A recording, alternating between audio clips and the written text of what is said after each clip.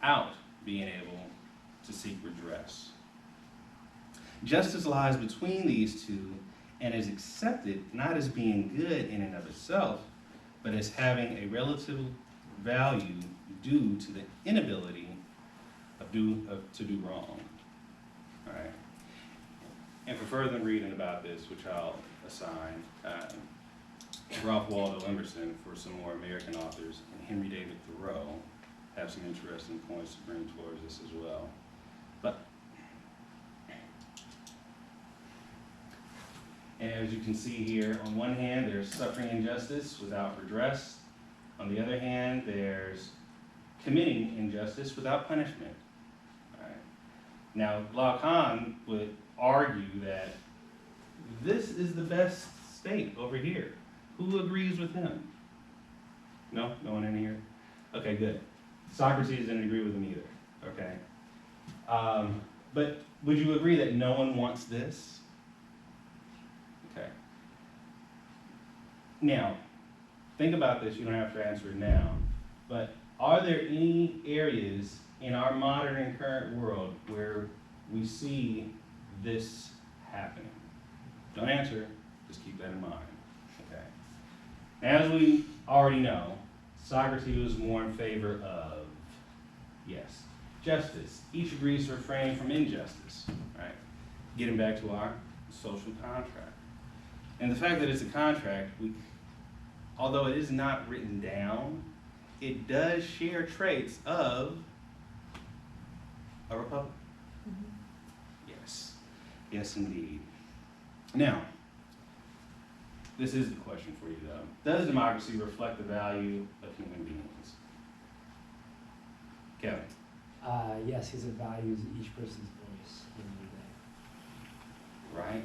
Each vote represents a person, and each person has intrinsic value. Yes, indeed. I like it. Some of our references to reinforce that thought process, though. This is writing from a gentleman by the name of Moses. This was pretty good, okay? If you ever read any of his books, I recommend them. They're awesome. He writes, so God granted man, or created man in his own image. In the image of God, he created him. Male and female, he created them. All right. Also, Aristotle, another great writer, writes that man by nature is a political animal.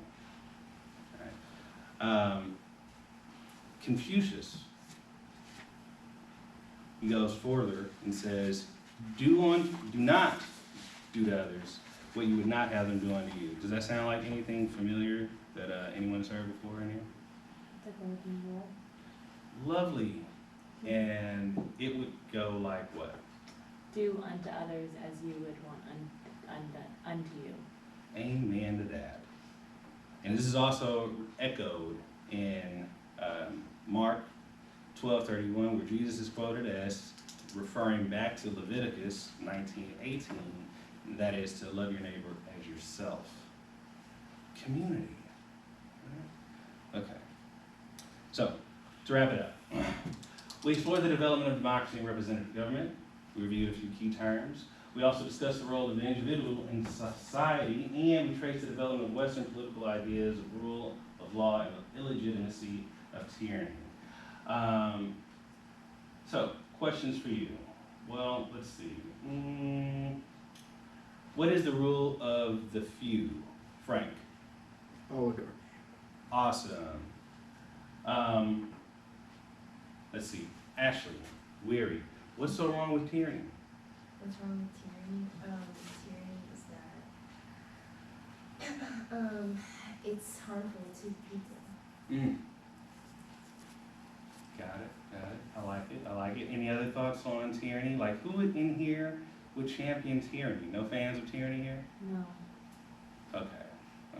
Well, I think that's good. I feel like I did my job today. All right. Thanks. We'll meet next class. And we'll discuss it a little more.